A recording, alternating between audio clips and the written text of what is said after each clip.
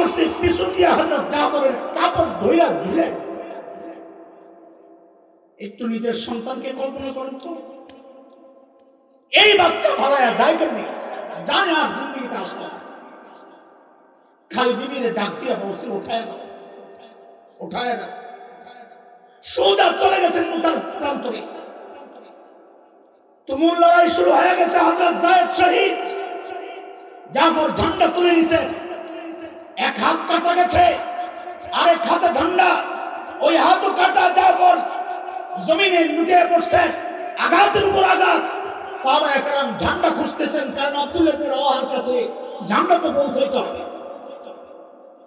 জাফরও পায় না, ঝান্ডাও পায় না। সাহাবায়ে কেরাম দিনকে কিভাবে আঁকড়ে ধরছেন, ছোট্ট একটা উদাহরণ, ছোট্ট উদাহরণ। হযরত জাফর ইবনে আবি তালিব আত-তাইয়ার রাদিয়াল্লাহু আনহু, আপনারা জানেন সেই লম্বা হিস্টরি, আমি হিস্টরি দিয়ে যাচ্ছি না। লম্বা বিচ্ছেদের পর তিনি চলে গেছিলেন কোথায়? হাবশায়। লম্বা বিচ্ছেদের পর তিনি যখন মদিনায় আসছেন, সেদিন খায়বর জয় হয়েছে। খায়বরের কেল্লা জয়। নবী আলাইহিস সালামের জন্য এটা কত যে আনন্দের ছিল। কিন্তু জাফর আসার পর নবী আলাইহিস সালাম এতটা আনন্দিত হয়েছেন, নবী আলাইহিস সালাম বলতেছিলেন, মা আদরি বিআইহিমা আনা আশাদ্দু ফারহা বিকুদুমি জাফর আম বিফতহি খায়বার। আমি জানি না, বুঝতে পারছি না আজকে আমার বেশি আনন্দ কোন কারণে হচ্ছে, জাফর আসার কারণে নাকি খায়বরের কেল্লা জয় হওয়ার কারণে।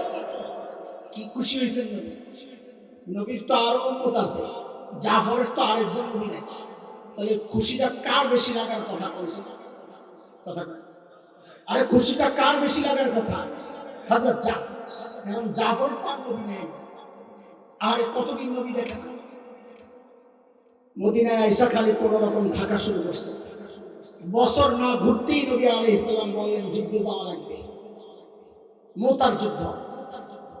3000 সৈন্য নেতৃত্ব দিয়া দিলেন শুরুতে হযরত যায়েদ ইবনে হারিসার হাতে। দিয়াই বললেন, ফাইন মুসিবা যায়েদ ফাজাফর ইবনে আবি তালিব আলান নাস।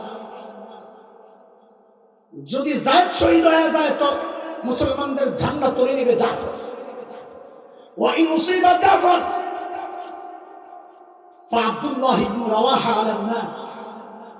যদি জাফর শহীদ হয়ে যায় তো ঝান্ডা তুলে নেবে আব্দুল্লাহ ইবনে রাওয়াহা। এরপরে নিজেরা পরামর্শ করে নেবে। খেয়াল করে, যুদ্ধ শুরু হয়ে গেছে। যুদ্ধের আগে অবস্থাটা একটু শোনে। আর এই ঘোষণা যে আসলো, সাহাবায়ে কেরাম বুঝে গেছেন, আরে যে 3 জনের নাম আসছে, একজনের মদিনায় ফেরত আসবে না। বুঝাটা কি খুব কঠিন? আমরাও তো বুঝছি, সাহাবায়ে কেরামও বুঝছেন। যেই 3 জনের নাম উচ্চারিত হয়েছে তারা বুঝেন নাই। কথা বলে বুঝেন নাই। এখন কেমন হযরত জাফরের কেমন? এত লম্বা বিচ্ছেদের পর, এত কষ্টের পর এখন একটু সুখের সময় আসছে, নবীর কাছে থাকার সময়। এখন এর থেকেও বঞ্চিত হয়ে যাব। কিন্তু এর নাম সাহাবী। আবেগকে কোরবানি দিয়েছে। আল্লাহ আল্লাহ রাসূলের হুকুমের সামনে নিজের ইচ্ছাকে কোরবানি দেওয়া, এর নাম সাহাবী। এই জন্য বলি, আমাদের আমল সাহাবীর চেয়ে 1000 গুণ বেশি হোক। তাদের ইখলাস, তাদের তাকওয়া, তাদের কোরবানি, এগুলোর কারণে আমাদের সারা জিন্দেগির আমল একসাথে করলে একজন সাহাবীর পায়ের ধুলার মূল্য হবে। এটাই হচ্ছে মূল কথা। হযরত জাফর সোজা ঘরে চলে গেলেন। আমি ফেল করতাম নির্ঘাত, আমার ইমানের জাহালত। হযরত জাফর ঘরে চলে গেলেন, বিবির কাছে বিদায় নিলেন। বিবি খালি জিজ্ঞেস করছেন, নবী বলেছে কেমন বিবি? ওই যে আল্লাহ যার সাথে যেমন মিলাইছে, অত্তাইয়িবাতু লিত্তাইয়িবিন। কিন্তু বিপত্তি বাইরে গেল বাচ্চাগুলোর জন্য। 1 মেয়ে 3 ছেলে, মোহাম্মদ, আউন, আব্দুল্লাহ, 3 ছেলে।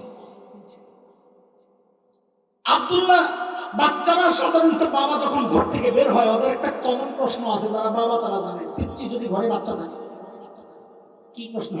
সাবাস। আব্বু কই যাও? এই যে বলে ফেলছে আমি বলার আগে, তার মানে কমন, মানে কত কমন খেয়াল করে। আব্বু কই যাও? আব্দুল্লাহ জিজ্ঞেস করে বলছে একটু বড়, আব্বু কই যাও? কি জবাব দিবেন? জাফর জবাব নেই। অন্যদিন তো জবাব দিছে তোমার বড় চাচুর কাছে যাই, নবী আলাইহিস সালামের কাছে যাই, বাজারে যাই, ওই কাজে যাই। আজকে কি জবাব দিবেন? হযরত জাফর কথা বলেন, দৃষ্টি সামনে মসজিদে নববীর দিকে। সাহাবী কি জিনিস শুনেন? হ্যাঁ, আল্লাহ বিপত্তি বাধায় দিছে। ওই আউল ছোটটা তো বুঝে না কিছু, বরাবরই খায়। আউন কি করছে? পিছন দিয়ে হযরত জাফরের কাপড় ধইরা ঝুলে। একটু নিজের সন্তানকে কল্পনা করেন তো, এই বাচ্চা ফালায়া যায় কেমনি? জানে আর জিন্দগিতে আসবে না। খালি বিবিরে ডাক দিয়া বলছে ওঠায় না, ওঠায় না। সোজা চলে গেছেন মুতার প্রান্তরে। তুমুল লড়াই শুরু হয়ে গেছে। হযরত যায়েদ শহীদ।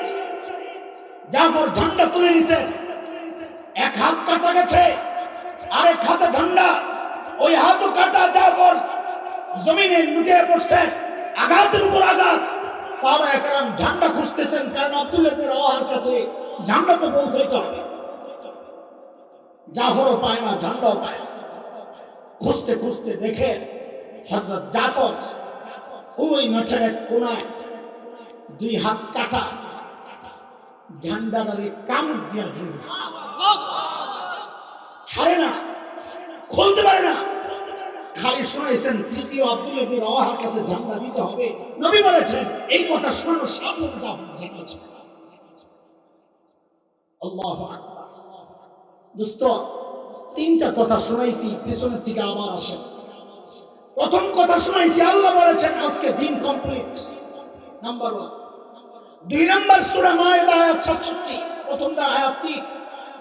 আল্লাহ নবীকে বলেছেন বাল্লিগ মা উনজিলা ইলাইকা মির রাব্বিক, যা পাঠাইছি সব পৌঁছায় দিবেন। 3 নম্বর সাহাবায়ে কেরাম দ্বীনকে কিভাবে আঁকড়ে ধরছেন। এই তিনটা জিনিসকে একসাথে করে পেছন থেকে আবার সমাধান শুরু করে। বেদাত কত ভয়ঙ্কর জিনিস। একটা বেদাত করা মানে আল্লাহ যে বলেছেন আজকে দিন কমপ্লিট, আপনি আল্লাহকে বলছেন আপনি মিথ্যাবাদী। দিন কমপ্লিট হয় নাই, 40 করা, এটা দিন। ওরস করা, এটা দিন।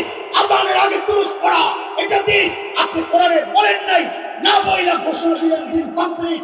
সুতরাং আপনি মিথ্যাবাদী, আপনি বেদাত করছেন। কত ভয়ঙ্কর গুনাহ, একটু তো লক্ষ্য করেন। আপনি আল্লাহকে মিথ্যাবাদী বলছেন, আপনি বিদআত করছেন। নবীকে আল্লাহ বলেছিলেন বাল্লিগ মা উনজিলা ইলাইকা মির রাব্বিক, যা দিছি সব পৌঁছায় দেন। একটা বিদআত করছেন মানে আপনি নবীকে বলছেন আপনি দায়িত্ব অবহেলা করেছেন। উরুস করার দিন ছিল, আপনি বাংলাদেশের মুসলমানদের কাছে এই দাওয়াত পৌঁছান নাই। তারা মিলাদ করা দিন ছিল, বাংলাদেশের মুসলমানের কাছে এই দিন আপনি পৌঁছান নাই। সুতরাং আপনি রিসালাতের দায়িত্বে অবহেলা করেছেন। অদস্ত 3 নম্বর, আপনি একটা বিদআত করছেন মানে আপনি ওই সাহাবী যারা দ্বীনের জন্য জীবনের শেষ পর্যন্ত ঝান্ডা তুলে নিচ্ছে, ওই সাহাবীদেরকে আপনি বলছেন আপনারা আমার কাছে দিন পৌঁছান নাই। নবী বলেছিলেন আলা ফালিউবাল্লিগি শাহিদুল গায়ব, উপস্থিতরা অনুপস্থিতদের কাছে দিন পৌঁছায় দাও। আপনি কি বলতে চাচ্ছেন? হ্যাঁ, একটা বিদআত করছেন মানে পুরোটা এই খায়রুল কুরআন শ্রেষ্ঠ মানুষগুলোকে আপনারা অপবাদ দিচ্ছেন যে সাহাবীরা আমাদের কাছে দিন পৌঁছান নাই। এটা আপনারা বিশ্বাস করতে পারেন, আমরা এটা বিশ্বাস করতে রাজি না। বিশ্বাস করতে রাজি। বিদআত কত ভয়ঙ্কর জিনিস, কেমনে বুঝেন? আল্লাহ তাআলা আমাদের সবাইকে বিদআত থেকে হেফাজত করুন। সুন্নত ছেড়ে দিবেন তো অটোমেটিক বিদআত ঢুকে যাবে, এটা মনে রাখবেন। যে কোনো আমলের সুন্নত তরিকা আছে কি নাই বলেন? যে কোনো আমলের সুন্নত তরিকা আছে কি নেই? মৃত ব্যক্তি কেউ মারা গেলে তার জন্য কিছু করণীয় সুন্নত তরিকা আছে কি নেই? কি তরিকা? জাফর ইবনে আবি তালিব শহীদ হয়েছেন, নবী বলেছেন তার ঘরে খানা পাঠায়। কাজে খানা কে পাঠাবে? যার ঘরে মরছে না বাহিরের মানুষ? আর আমাদের সুন্নতটা গেছে তার ঘরে খানার আয়োজন, বাইরের মানুষ খাই। সুন্নত হইল না উল্টো? বলেন, এটার নাম শরিয়া? না না, শরীয়ত তুমি চেনো নাই, জরুরত চেনো নাই, বিদআতও চেনো নাই। এই জন্য শুরুতে কয় জিনিস মুখস্থ করেছি বলেন তো? শরীয়ত, জরুরত, বিদআত। হিসাব সুদা একদম ক্লিয়ার। আল্লাহ তাআলা আমাদেরকে বিদআত থেকে হেফাজত করেন। আযান কয়টা?